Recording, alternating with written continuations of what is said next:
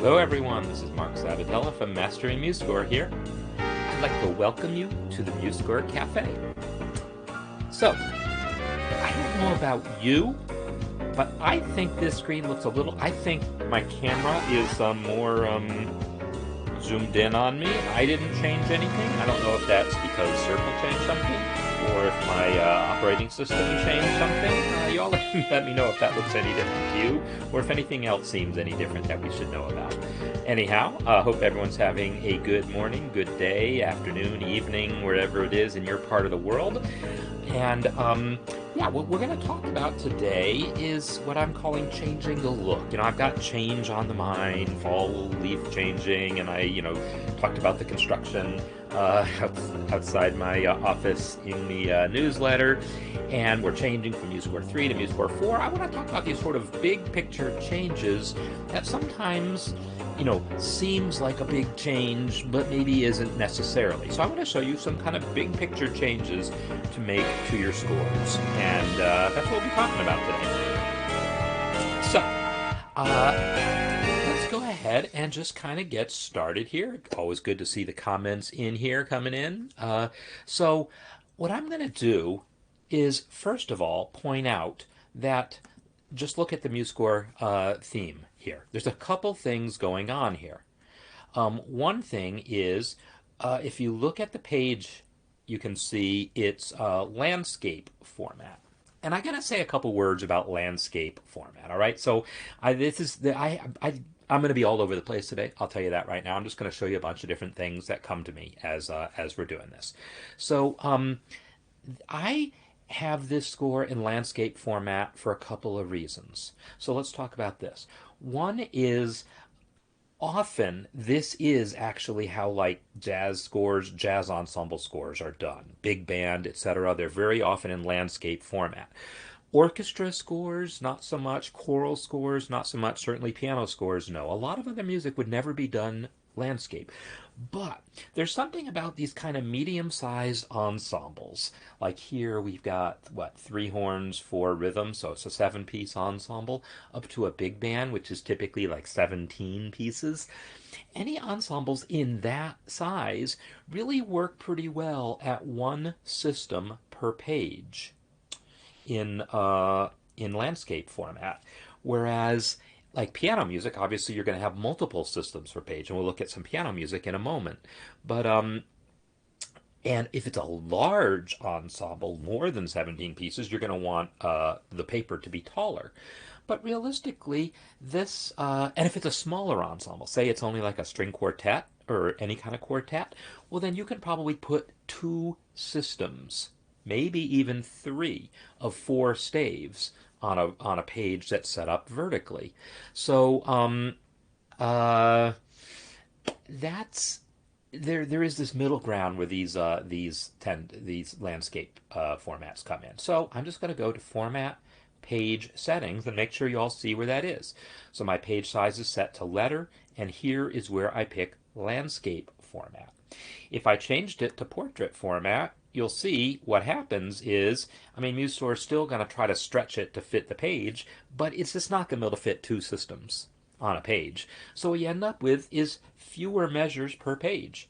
Like here, I was only get 2 measures. I'm only able to get like 2 measures per page there.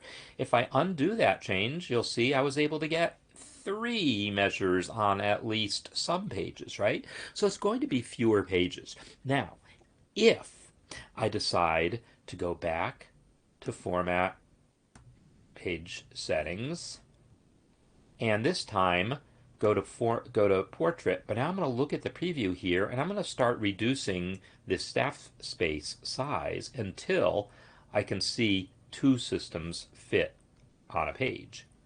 So I can see page 2 managed to get there right now, but I want better than that. All right, at 1.15, I was able to get 2 systems on both of those pages. Let's try 2.5. So I'm trying to type 2 into this box. It's a little hard to type into this box. It's kind of a drag. So this looks reasonable. Let's see what this looks like. So this would totally be legitimate also. I made the paper vertical, but I made the staff size smaller. And then I was able to fit 2 systems on a page. Is this better? Well, I don't know. It's only 3 pages instead of 7, fewer page turns, but who cares?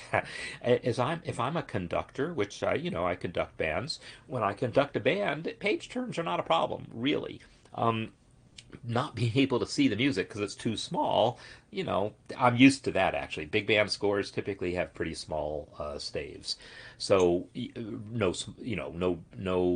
no smaller or bigger than this, about this size really. So anyhow, that's something you could be thinking about, just the overall layout of your score in terms of whether you go landscape, whether you go portrait, how many systems you want to fit on the page, and that's basically just all stuff you do by fiddling with those settings in format page settings. All right. So that was the first thing I wanted to point out about uh, this score here. And by the way, I see comments about Florida, and I do have family in Florida. You all probably know because I was visiting them last year. Most of my family is on the east coast of Florida, which is not where the hurricane is heading. However, I've got a niece and a nephew on the west coast of Florida, right more or less in the path of where the hurricane is right now. So yeah, I'll be hoping that they're okay. Um, so that's I don't love this. It just looks kind of too crowded to me. Maybe just because I'm used to what I'm used to. So I'm just going to undo all my changes. All right, now let's talk about the font. This is the thing I talked about in the newsletter, right? This is a handwritten font. This specifically is the MuseJazz font. And I'm using MuseJazz. There's 2 fonts that are relevant here. There's the text font, which is called MuseJazz Text. In fact, let me open the inspector so we can see the text is MuseJazz Text. And all my text is MuseJazz Text in here, pretty much.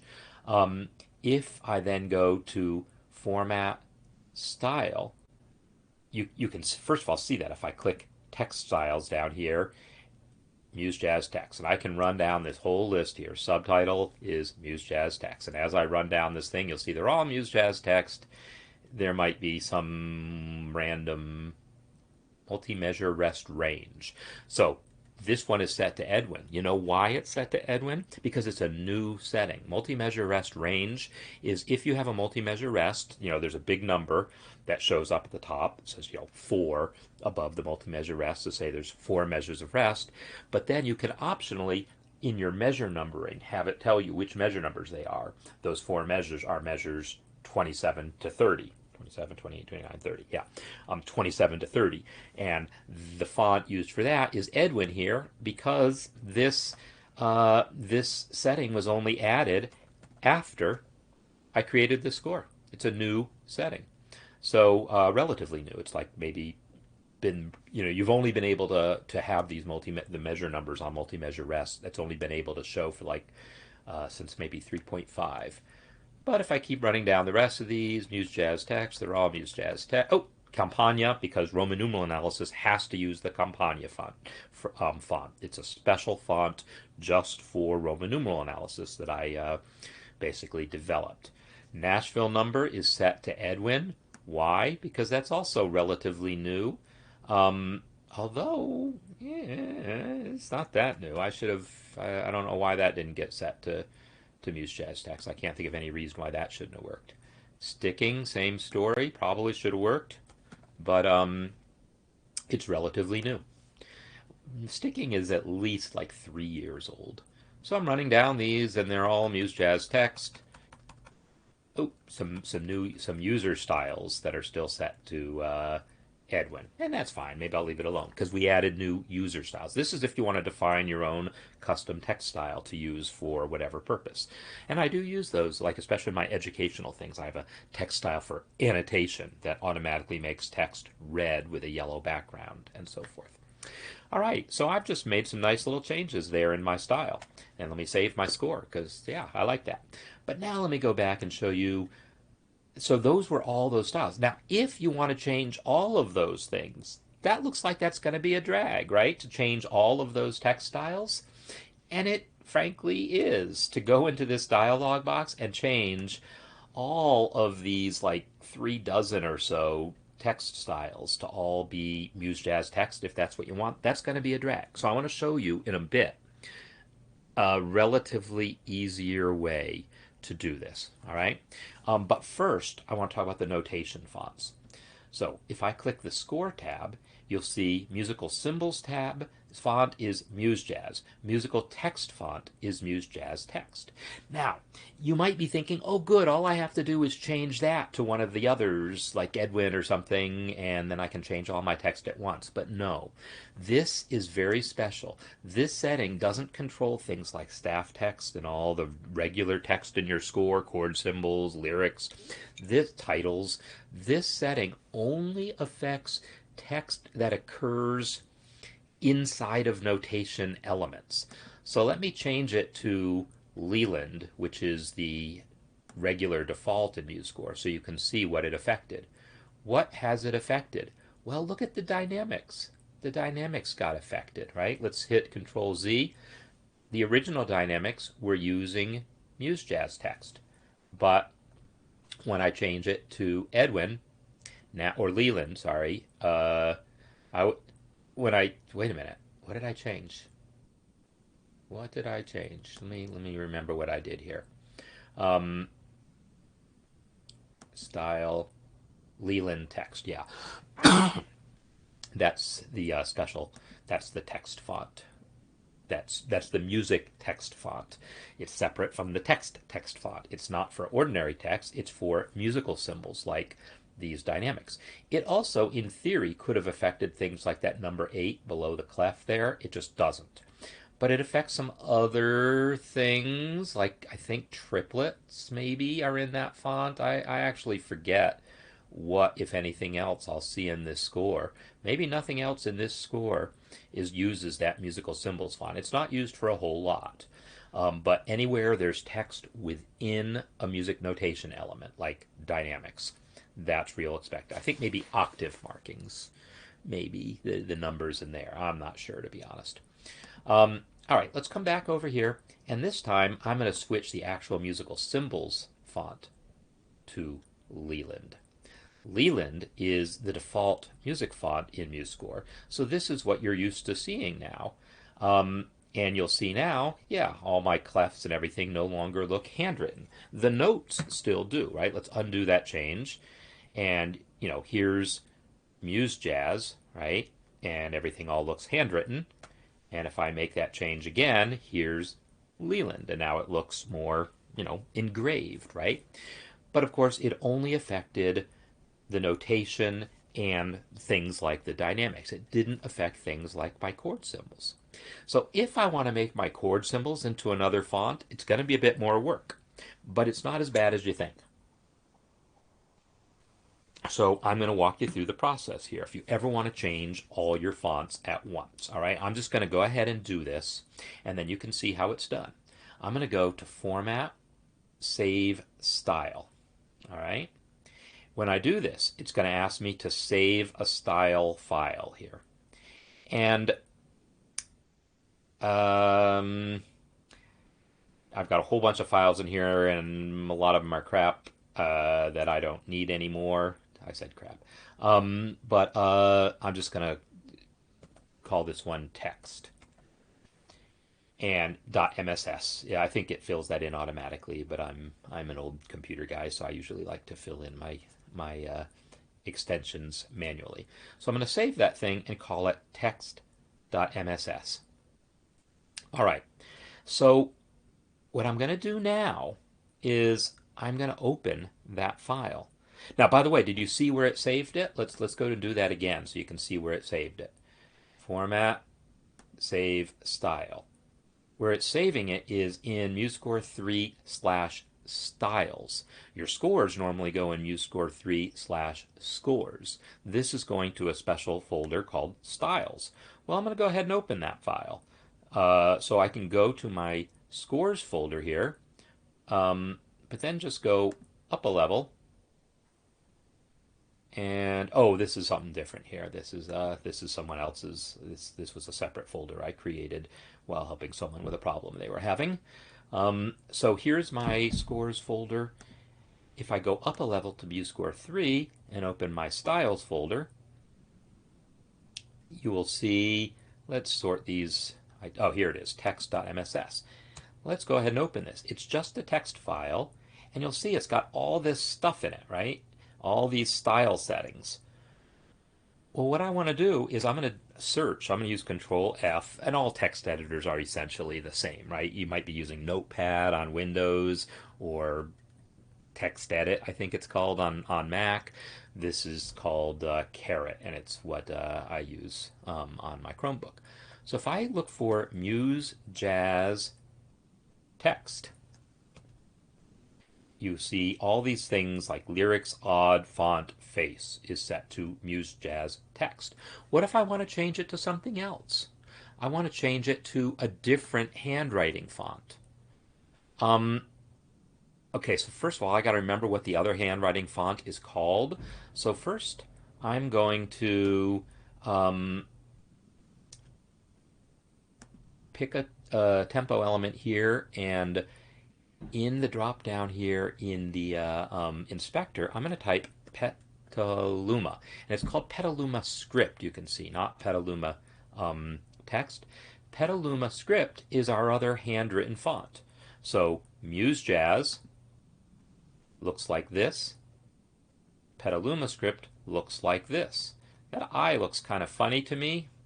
It's boldface. Maybe it just doesn't bold very well. But whatever, this is Petaluma. Let's say I want to change all of my Muse Jazz text to Muse Jazz to Petaluma Script. Well, what I'm going to do is I'm going to do a search and replace here. So I think in this editor it's Control H. Yeah, so Muse Jazz text, and I'm going to replace it with Petaluma Script.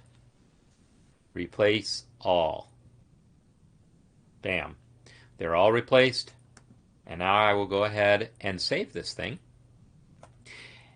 And now, and you know, this basically contains all of my style settings. It's not just those text settings there. You could, if you really wanted to, go through and create, you know, delete all the lines here that don't have anything to do with text. In fact, I've done that before.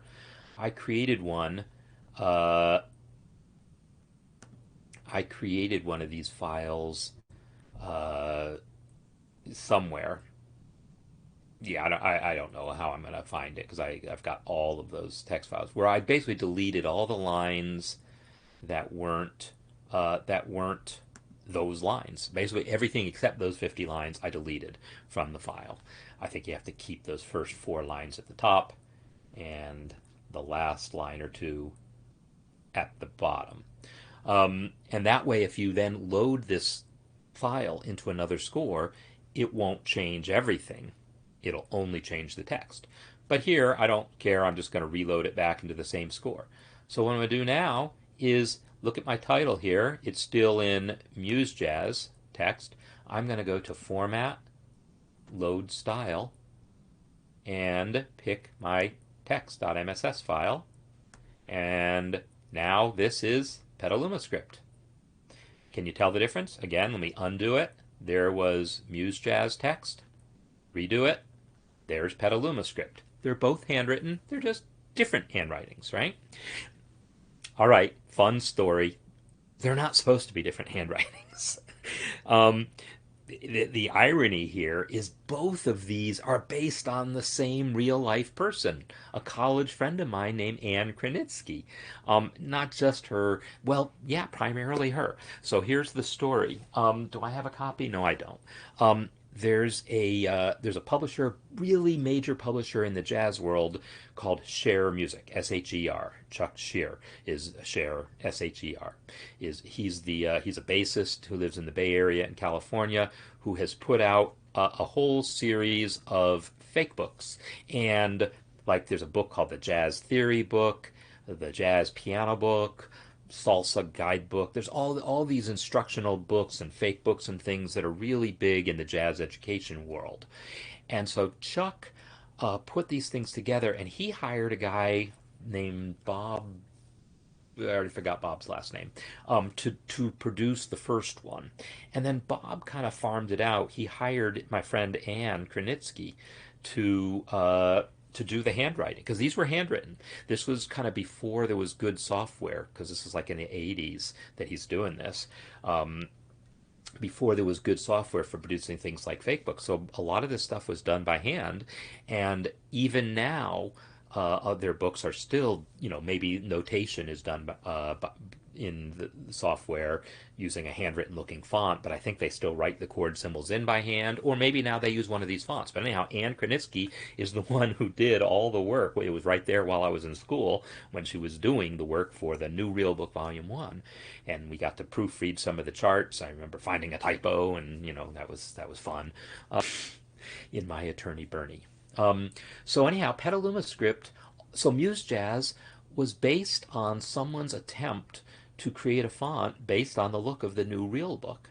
But then Petaluma script was based on someone else's attempt to create a font based on the New Real Book. So both of these fonts were someone's attempt to copy Anne Krenitsky's handwriting. And this just cracks me up to no end. So that's why there's these two different handwritten fonts that, okay, fine, here's Petaluma script, and when I undo that change, there's Muse Jazz text, and they just don't look all that different.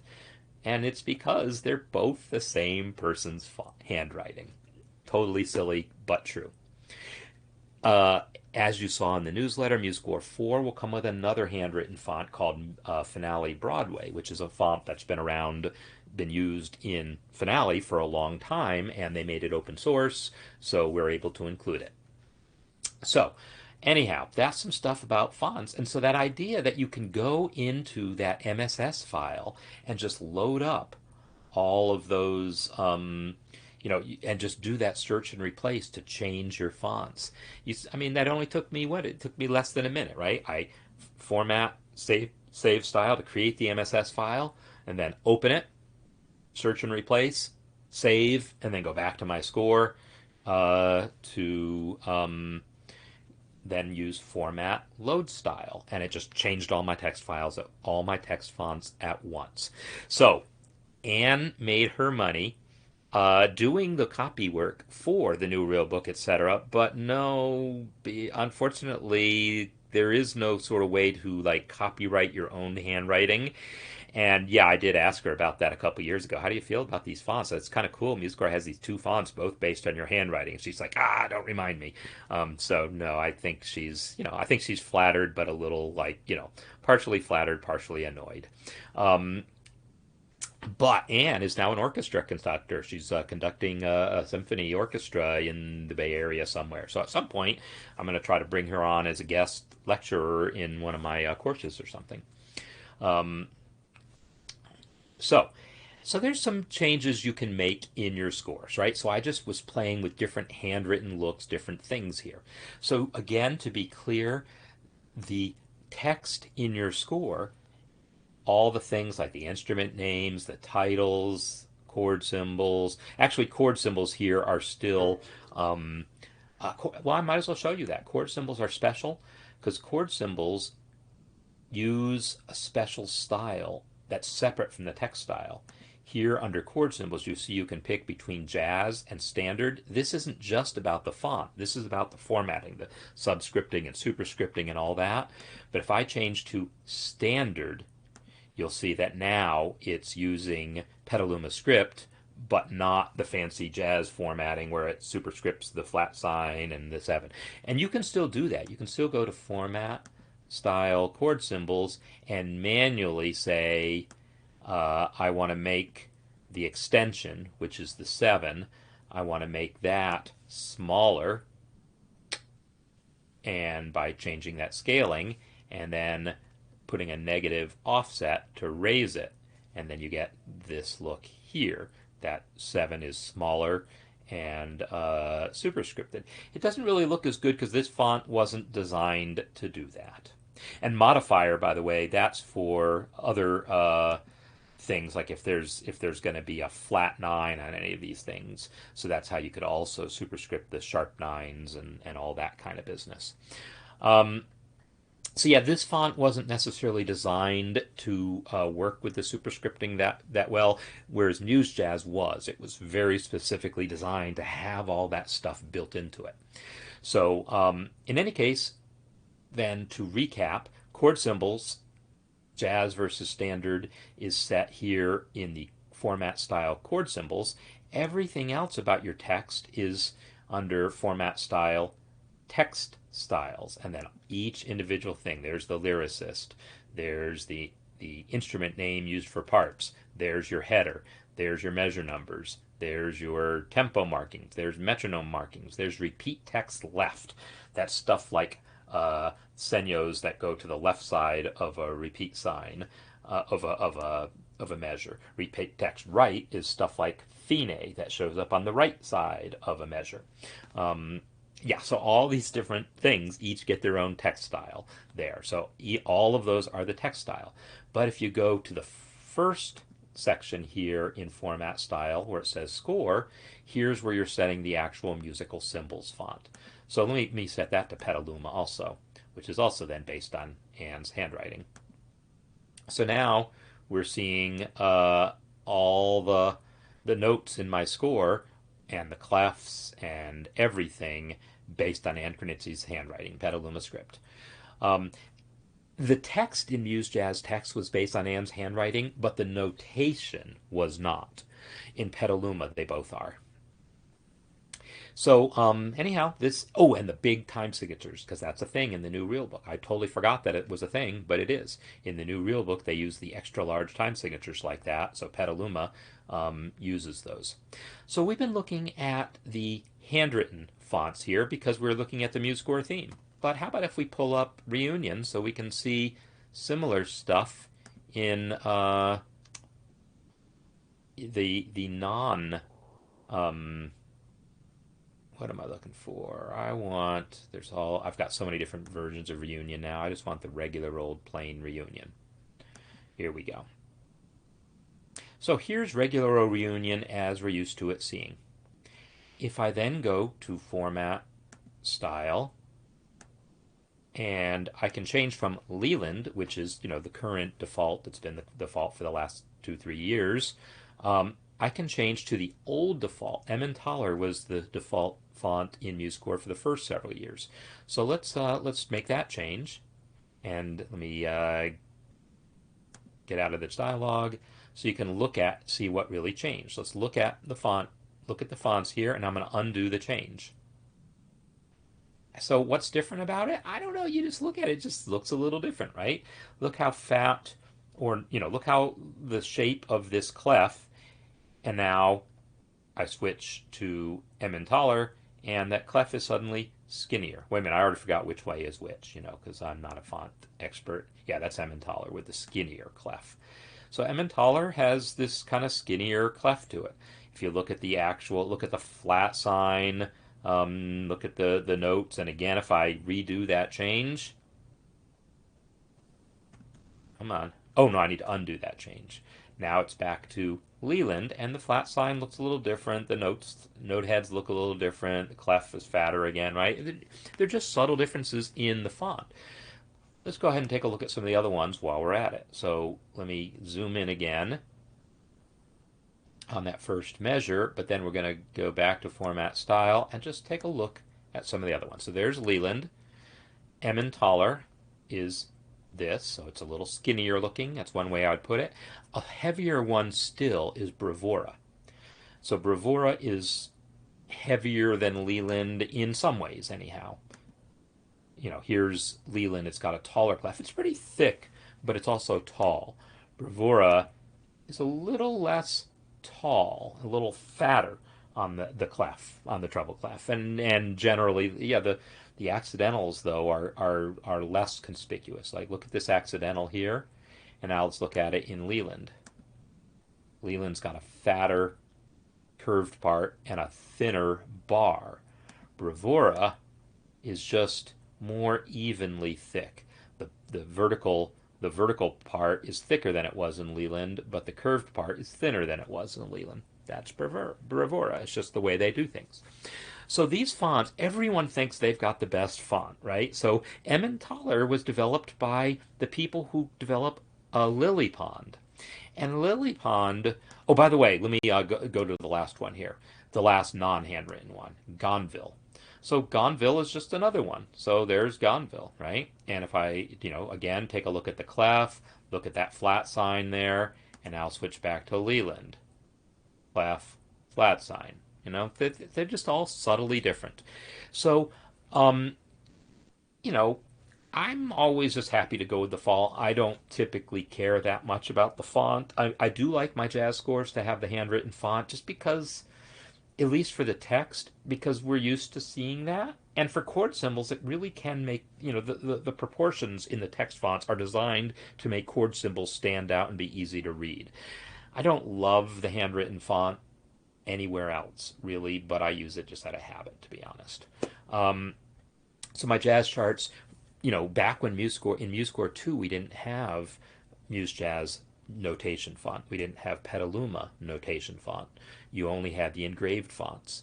So in MuseScore 2, you could have handwritten text but engraved notation, and I was fine with that.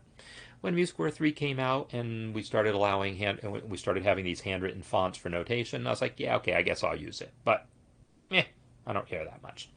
In any case, so Emmentaler was developed by the people who developed LilyPond, which is open source music notation software that is totally like text based. You don't click into it. There's no user interface for it. It's like a computer programming language. You type your score in text, and then you run a program, and it converts it to a PDF file for you.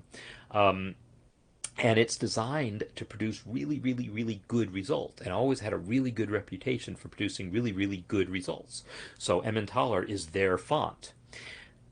And we used it for a long time, but then eventually people started saying, you know what, LilyPond does a lot of good things, but people started really not liking the font so much. And so LilyPond themselves created more fonts, like Gonville was also created by the LilyPond people, just to have, or at least a LilyPond person, someone associated with the project, to have an alternative to Emmentaler, which, by the way, Emmentaler is a type of cheese, right? The font in LilyPond is actually called feta, which is another type of cheese. But it's just Emmentaler is just feta with some minor changes for MuseScore. Um, so Gonville and Emmentaler both came from the LilyPond project. Bravura has what I think is the most interesting history because when most of the history of MuseScore, there's been three main notation programs. Well, MuseScore being one, Finale and Sibelius being the others, and then LilyPond being LilyPond. But as far as the ones that have like graphical user interfaces and what you see is what you get, editing and all that, Finale, Sibelius, and MuseScore were the big three. About 5 years ago, the company that produces Sibelius basically let go almost the entire staff that was developing Sibelius. And then Steinberg, the company that produces, forget, Cubase? No, I already forget what else Steinberg makes. I think it's Cubase. Hired all the old Sibelius people and said, hey, come work for us and make a new notation program. And so they started working for Steinberg and created Dorico, which is now considered one of the major notation programs, and a lot of people think it's the best. Well, other people think, oh, it's kind of weird, but whatever. I have never used it myself. So Dorico decided they wanted to standardize how music fonts work because every program used to use its own system of fonts, and so you couldn't take a music font that was designed for one program and use it for another, which seems weird, right? For text, you can do that. You can use Times New Roman for text in any program in the world because all programs use the same system for text fonts. It's called Unicode. Before that, it was ASCII, ASCII.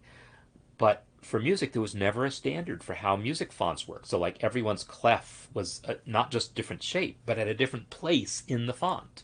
So one program couldn't find the clef, the treble clef, in another font.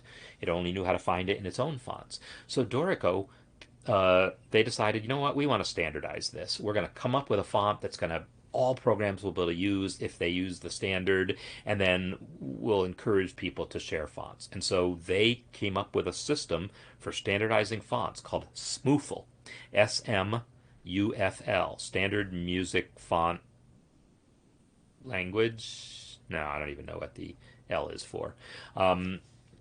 Any case, that's their standard for how music fonts should work.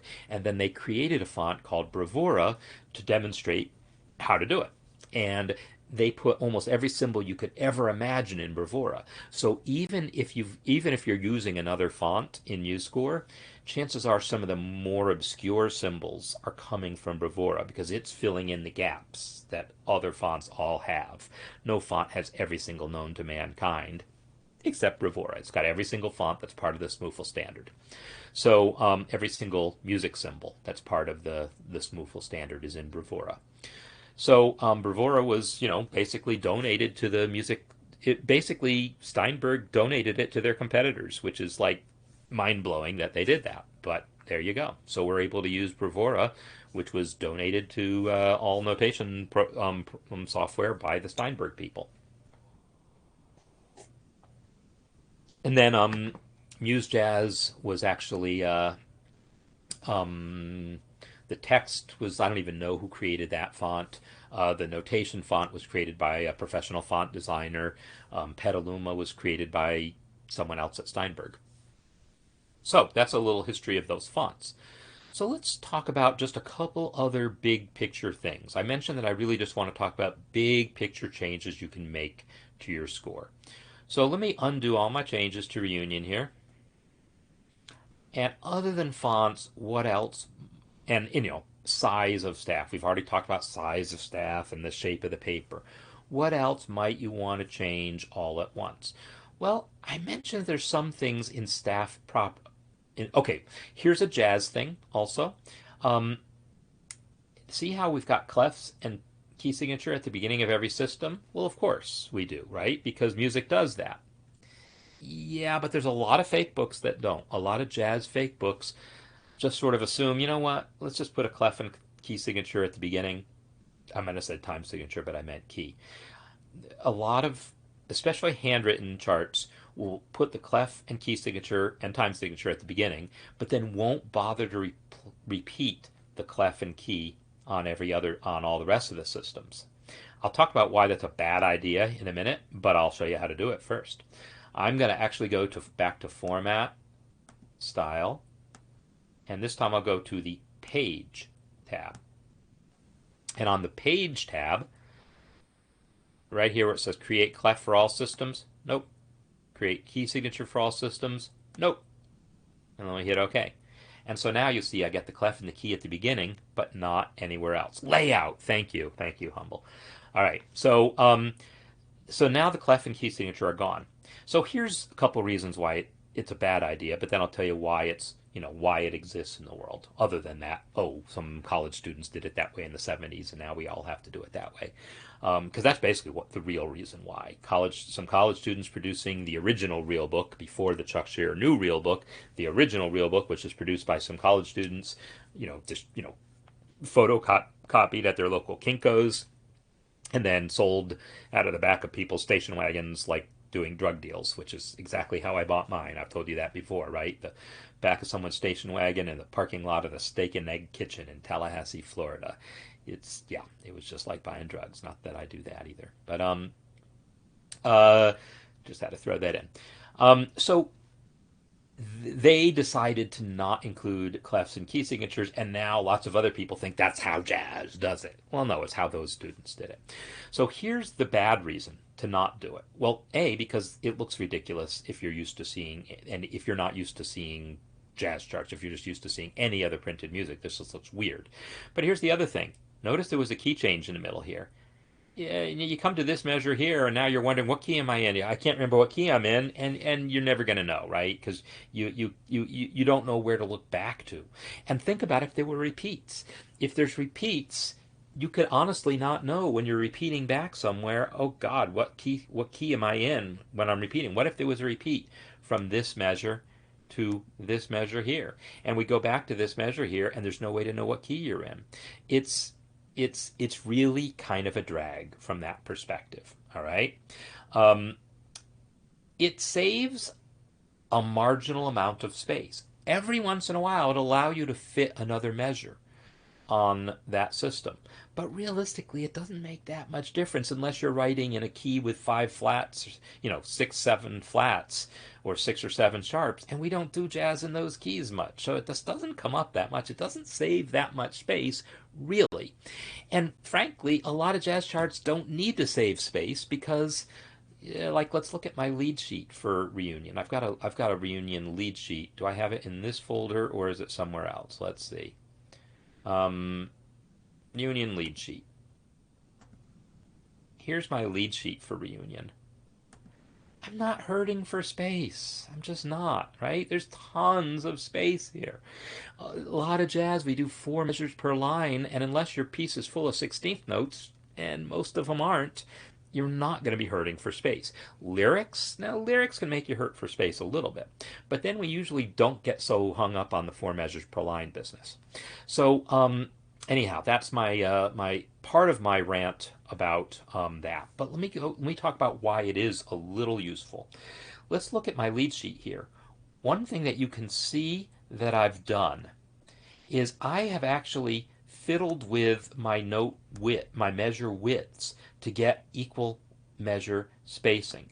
And as I've shared before, MuseScore 4 is going to just have a nice simple setting to do that, where you can get equal spacing of your measures by setting one setting somewhere in your style.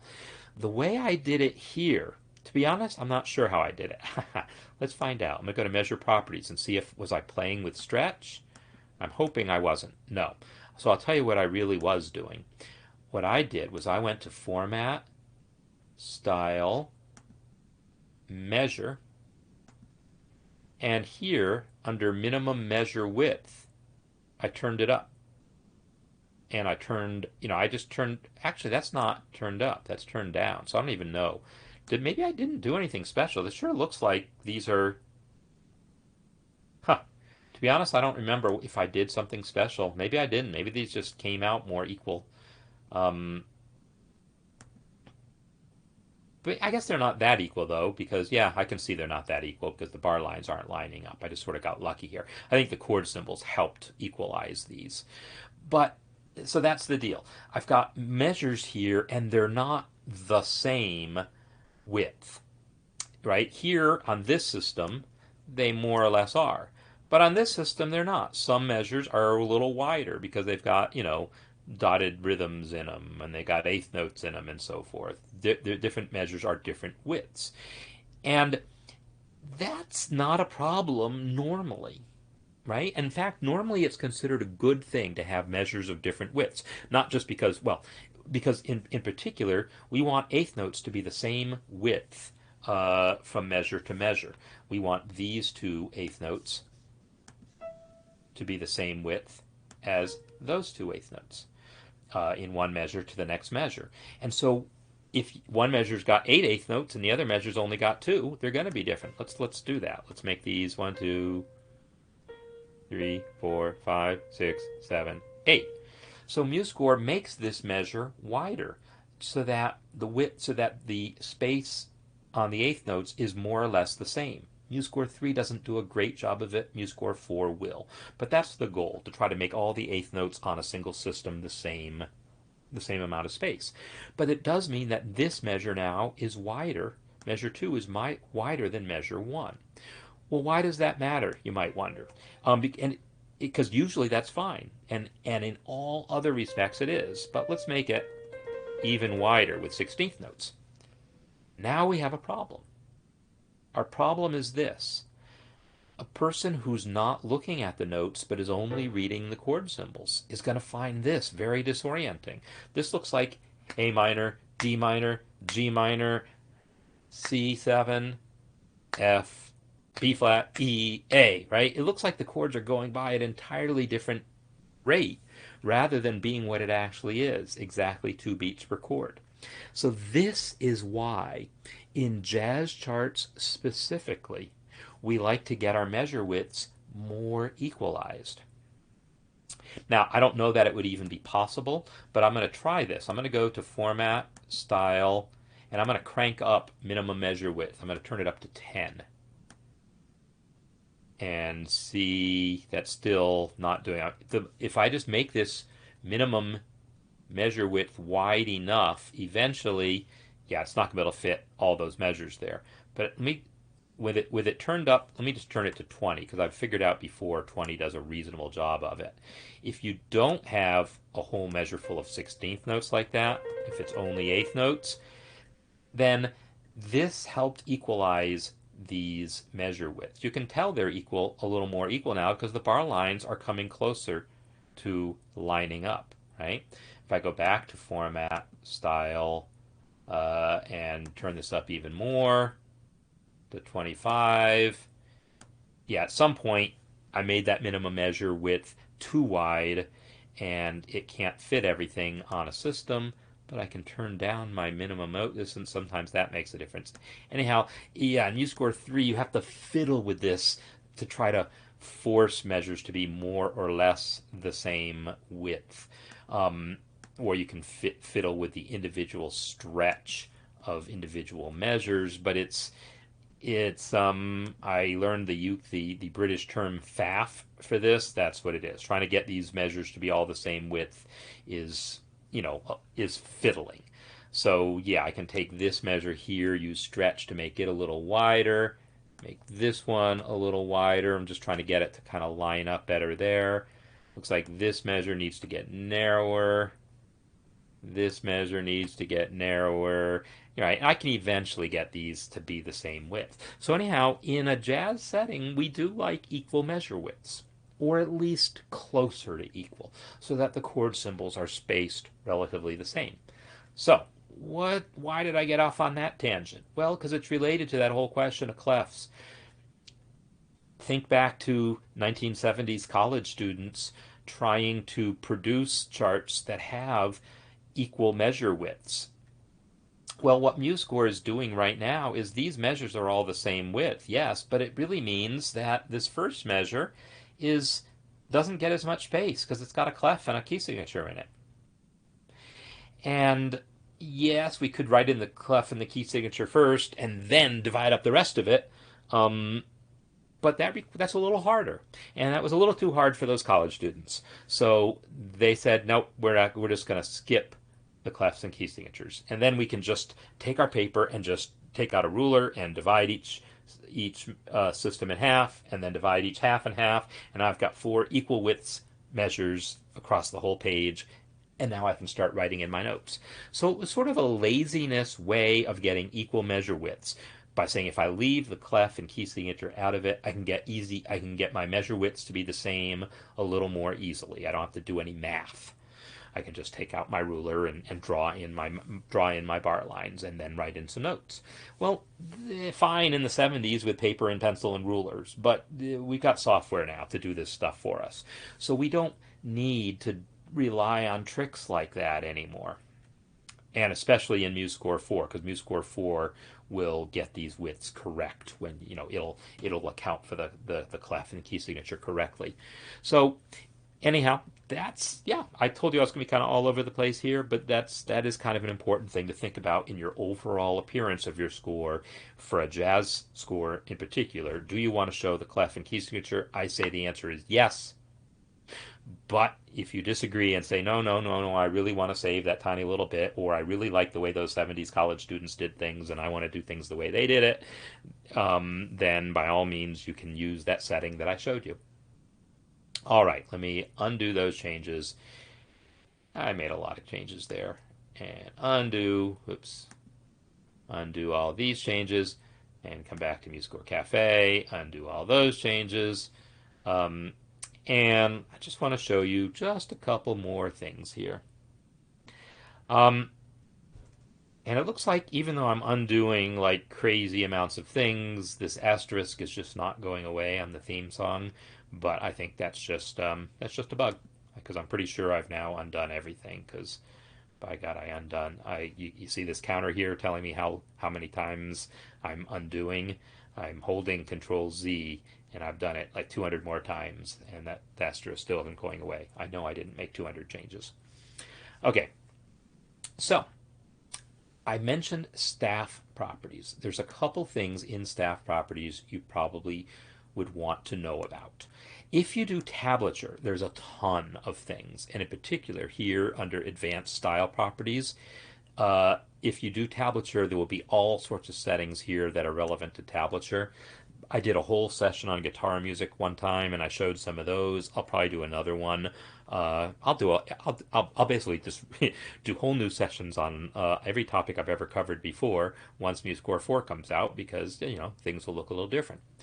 But there's a few things that I want to show you, and so there's a couple things like, what if you're trying to do music that doesn't use time signatures at all? You're doing Renaissance music and there's like just no meter. Well, you can turn off time signatures entirely by turning off time signatures there and then turning off bar lines here.